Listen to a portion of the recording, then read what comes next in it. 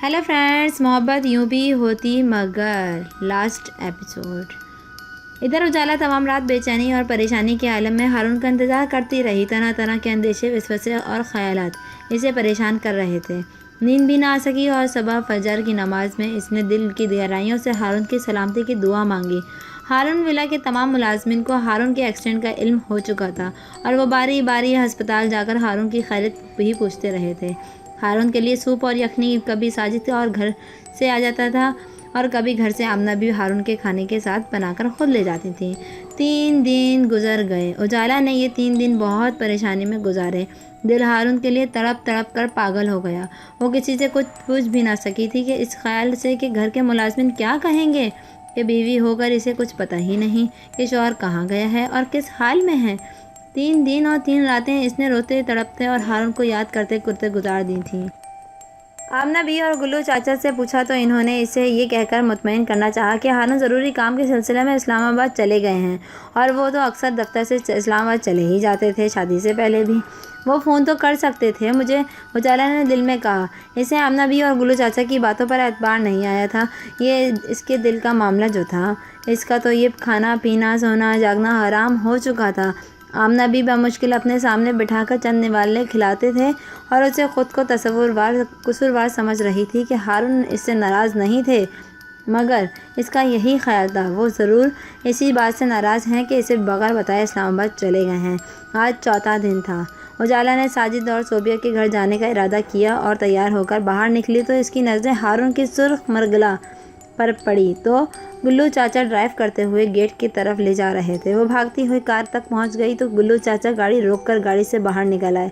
उजाला ने इनके चेहरों को देखते ही बेताबी से पूछा, चाचा हारून कहाँ है? वो तो इस्लामाबाद से अभी तक नहीं आए। गुल्लू चाचा ने झूठ बोला। तो इनकी गाड़ी कैसे आ गई इनसे पहले?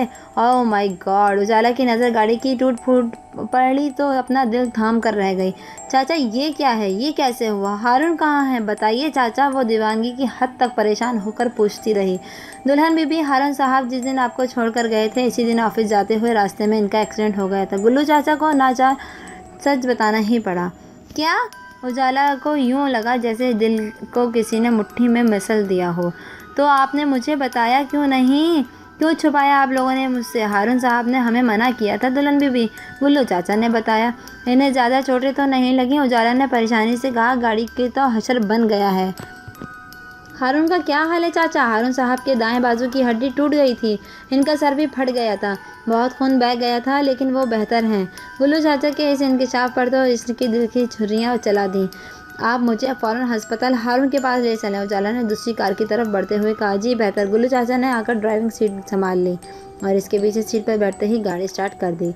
हारून के बाजू में फ्रैक्चर हो गया और मेरे खुदाया नहीं किस कदर तकलीफ़ हुई होगी इनको इस वक्त। न जाने वो कि क्या महसूस कर रहे होंगे और मेरे बारे में नामालूम इन्होंने क्या सोचा होगा।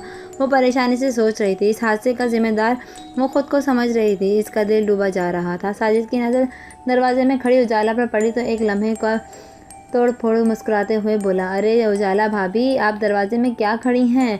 अंदर आइए ना।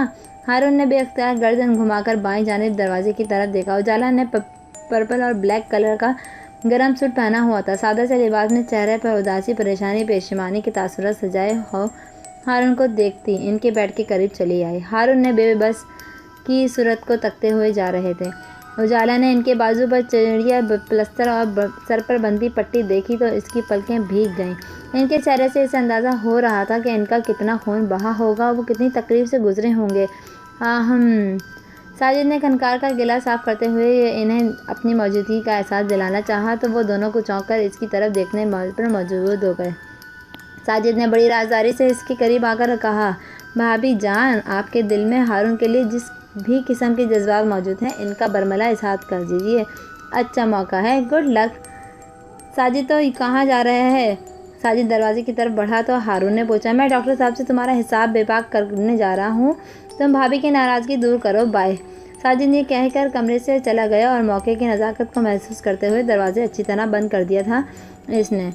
अब वो दोनों कमरे में थे और दोनों एक ही कमरे से एक दूसरे को बात करने के अल्फाज ढूंढ रहे थे। कैसे हैं आप? उजाला ने ही पहल करते हुए पूछा। नहीं, कैसा लगता हूँ मैं तुम्हें? हारून ने उल्टा ही इसी सवाल कर डाला। وہ نروس تو ہوئی مگر فوراً اسے سنبھل بھی گئی اور اپنی تمام ہمت جمع کر کے بولی، آپ اچھی طرح جانتے ہیں کہ آپ مجھے کیسے لگتے ہیں۔ ہاں شاید، وہ خوش دلی سے مسکراتے ہوئے، تم کیسی ہو؟ کیسی ہو سکتی ہوں؟ اجالا نے لرزتی آواز میں ان سے پوچھا۔ آپ نے گھر کے تمام ملازمین کو اپنے ایکسیڈنٹ کا بتا دیا اور مجھے بتانا گوارا نہیں کیا۔ کیا رشتہ ہے میرا آپ کا؟ آپ رشتے سے آپ مجھے اپنے گھر لائے تھے۔ تم بیوی ہو میری اور محبت سے میں نے تمہیں اپنایا تھا۔ ہارون اس کے چہرے کو دیکھتے ہوئے بولے، اسی لیے آپ نے مجھے اپنی تکلیف سے بے خبر رکھا، گھر کے ملازموں کو بتا دیا لیکن اپنی بیوی کو نہیں بتایا۔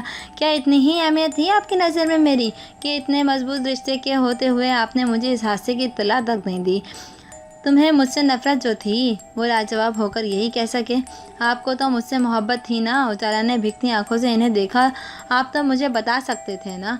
ہاں، مگر جو لوگ کسی سے محبت کرتے ہیں وہ اسے کبھی دکھ نہیں دیتے، پریشانی کی خبر تو نہیں سنایا کرتے نا۔ ہارون نے اپنی صفائی میں دلیل پیش کی۔ جی نہیں، اجالا نے ان کی بات کو یکسر مسترد کر دیا اور بولی، جو لوگ کسی سے محبت کرتے ہیں نا وہ اس سے اپنے غم، اپنی خوشیاں اور اپنی زندگی کی تکلیف کو لمحے سب شیئر کرتے ہیں، لیکن آپ نے تو مجھے اپنی تکلیف کے لمحوں میں شامل کرنے کے قابل ہی نہیں سمجھا۔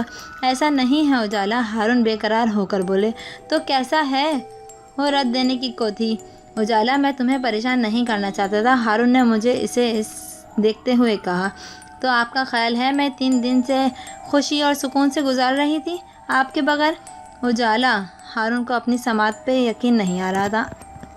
خوشی کے شادیاں نے ان کے من میں بجنے لگے تھے۔ انہوں نے ہاتھ بڑھا کر اس کی نرم و نازک کلائی تھام لی۔ بیٹھ جاؤ، ہارون نے محبت سے کہا۔ وہ ان کے قریب بیڈ پر بیٹھ گئی۔ وہ پہلی بار اس قدر قریب بیٹھی تھی۔ ہارون نے بے حد محبت سے اسے اپنے پورے بدن میں سرایت کرتی ہوئی محسوس ہو رہی تھی۔ یہ 3 دن کس طرح کیسے انقلاب آ گیا تھا اجالا ڈیئر؟ ہارون نے اس کی جھکی پلکوں کو دیکھتے ہوئے شوق لہجے میں پوچھا۔ حالانکہ جانتے تھے کہ دل کا حال۔ ہارون، مجھے وقتی طور پر چند گھنٹوں کے لیے آپ پر غصہ آیا تھا، غلط فہمی ہو گئی تھی اور وہ غلط فہمی دور بھی ہو گئی تھی، اس نے بھرائی آواز میں بتایا۔ تو تم نے مجھ سے کہا کیوں نہیں؟ کہنا چاہ رہی تھی مگر ہارون آپ تو جانتے تھے، جانتا تھا لیکن خود اپنی زبان سے کیسے کہہ دیتا؟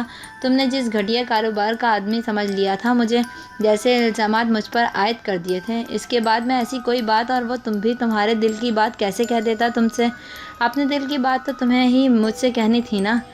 ہاں تو اب کہہ تو رہی ہوں، وہ بچوں کی اسی معصومیت سے بولی۔ کہہ رہی ہو؟ ہارون کو اس کی معصومیت پر پیار آنے لگا۔